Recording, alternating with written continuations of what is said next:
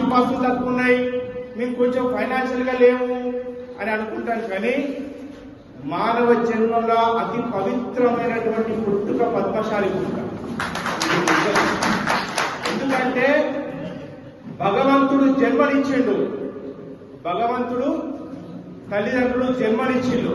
కానీ ఈ శరీరానికి కాపాడుకోవడానికి, అంటే ఈ శరీరాన్ని ఒక అందంగా మలవడానికైనా, ఎందుకంటే అంటారు కదా ఒక మానం, ఒక పవిత్రత అని ఒక మాట మాట్లాడతారు కదా, ప్రతి మనిషిని మానాన్ని కాపాడేటువంటి వృత్తిలో, అంటే అంతటి వృత్తిని మన దేవుడు మనకి ఇచ్చాడు.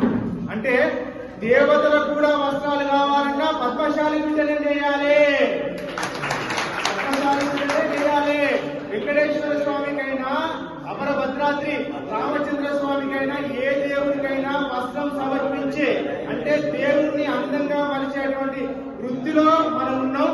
ఆ వృత్తిలో ఆ పద్మశాలి బిడ్డగా మనం జన్మనిచ్చినాం.